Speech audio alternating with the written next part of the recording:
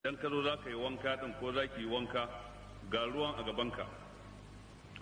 farkon abin da za ka fara yi za ka karkato bakin mazubin ruwan ka wanke hannunka so 3, sannan sai ka tsoma hannu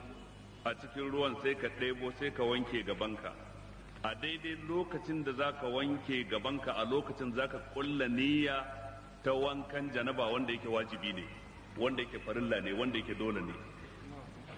Idan ka wanke gabanka ma'ana ka yi tsarki kenan, to daga nan kuma wato sai ka yi alwala irin yadda kake yin alwala ta sallah, ba wani bambanci da kowace alwala ta sallah. Abinda duk kake alwala za ka yi, sai abu ɗaya na ƙarshe shine wanke kafafu sau 3, to wannan sai ka kyale shi ba za ka yi shi ba.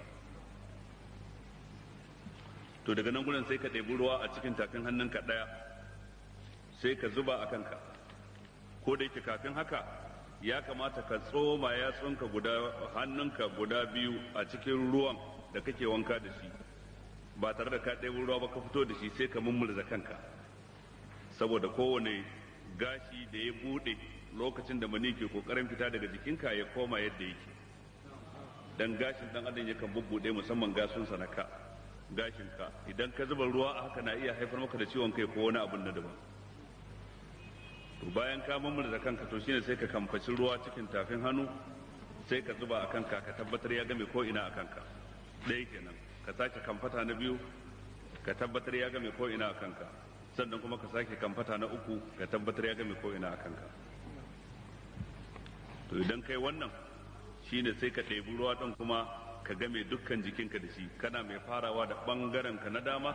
kafin ɓangaren ka na hagu, tsagen jikinka na dama kafin tsagen jikinka na hagu, ka tabbatar ruwa ya taɓa ko ina. To idan ka yi wannan ne ka kammala, abu na ƙarshe shine sai ka wanke kafar dama ka kuma wanke kafar hagu, cikon alwalar da ka riga ka faro. To wannan ita ce sai